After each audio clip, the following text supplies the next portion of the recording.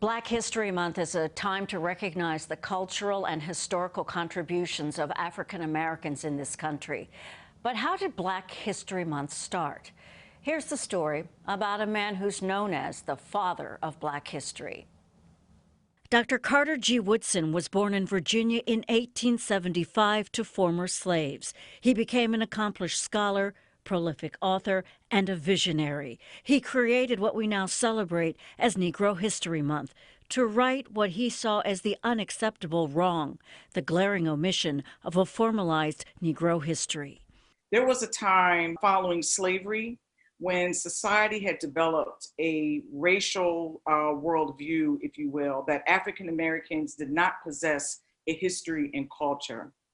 And this view, therefore, distorted a lot of the conceptions of what the Black race was in terms of their capabilities and talents and everything that they might have offered to American history. In 1926, Dr. Woodson started Negro History Week in February, an observance which would later be expanded to a month. Now, the misnomer is that because it's the shortest month of the year, it must have been given to us. Actually, Woodson chose this month because it was the month for the birthdays of Abraham Lincoln and Frederick Douglass, February 12th and February 14th, respectively. Dr. Woodson founded what is now known as the Association for the Study of African American Life and History.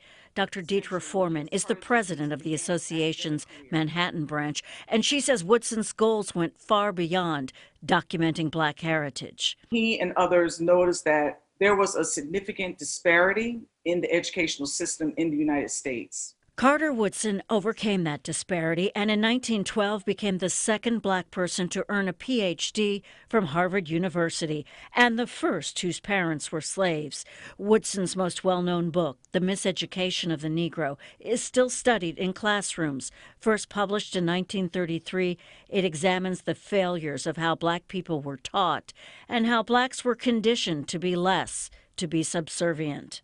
Woodson became a strong proponent for educating the masses, specifically the white population, due to the discrimination and racist atrocities that have been taking place. Dominique Jean-Louis is the assistant curator of history exhibitions at the New York Historical Society. So much of what Carter G. Woodson wanted to do was really examine closely what we're taught in schools and how that affects our mindsets moving forward. And so I think museums can be another way to do that. The Historical Society's landmark exhibitions have included a three-part exhibit called Slavery in New York and Works of the Harlem Renaissance. Jean-Louis says cultural institutions are vital to preserve and further the legacy of the history and culture of African Americans.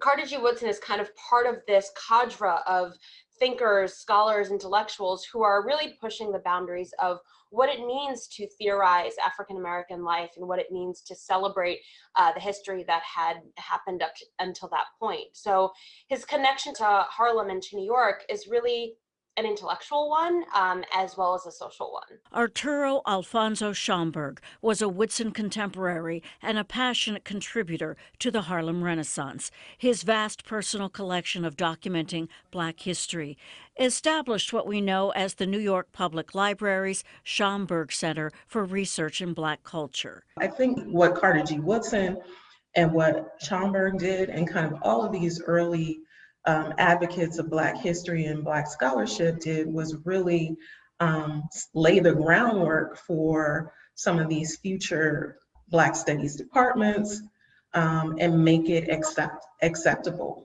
to study yourself. Joy Bivens is the Associate Director of Collections and Information Services at the Schomburg Center, which is recognized worldwide for its vast collection. You know, at the Schomburg, Black History Month is every month. We do this all the time, right?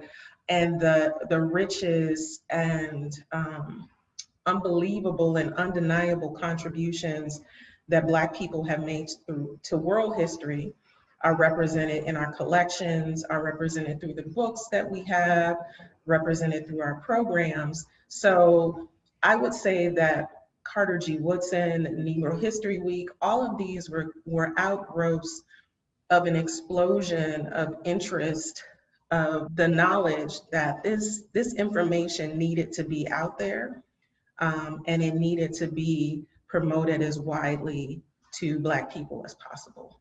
Dr. Woodson died in 1950. President Gerald Ford proclaimed February Black History Month 26 years later, the observance addressing centuries of oppression, systemic racism, and celebrating African Americans' countless contributions to art and culture. Black history is American history, and American history is Black history. You can't have one without the other. Dr. Dwight McBride became president of the New School 9 months ago, bringing a deep academic resume of African American studies. And if you're going to tell a story of America and leave out Black people, it's going to be a very incomplete, not to mention unsatisfying and dishonest story. He says he's fortunate to lead the university, especially now, after the brutal deaths of George Floyd and other African Americans, and the massive protests and civil unrest. This awakening for American society, Dr. McBride says, is a critical opportunity.